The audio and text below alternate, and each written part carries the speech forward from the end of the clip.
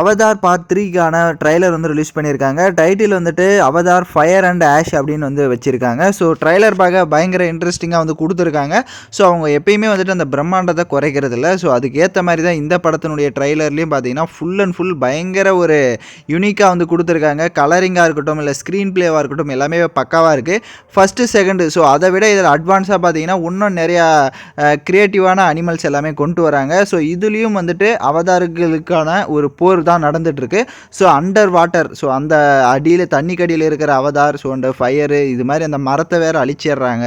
So இதுக்குள்ளே பார்த்தீங்கன்னா நிறைய சண்டைகள் வந்துட்டு ஹியூமன் வந்துட்டு அவதாரங்களுக்குள்ளேயே வந்துட்டு சண்டைகளை வந்து போட விட்டாங்க. ஸோ அதில் வந்துட்டு இது பயங்கர ஒரு ஹைலைட்டாக வந்து காமிச்சிருக்காங்க. அதுக்கப்புறம் மனிதர்களே வந்துட்டு அவதாரம் எல்லாமே பிடிச்சி வச்சிருக்கிற மாதிரி. ஸோ இன்னும் நல்லா இருக்குது பார்க்க. ட்ரைலர் பார்க்க டிசம்பர் 19ஆம் தேதி தான் இந்த படம் வந்துட்டு வேர்ல்டு வைடாக பேன் இண்டியா படமாக ரிலீஸ் ஆகுது.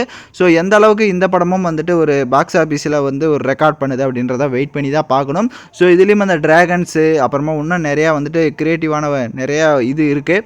ஸோ இன்ட்ரெஸ்டிங்காக இருக்கும்னு நினைக்கிறேன். நீங்கள் ட்ரைலர் பார்த்துருந்தீங்கன்னா எந்த அளவுக்கு இருந்ததுன்னு கமெண்ட் பண்ணுங்கள்.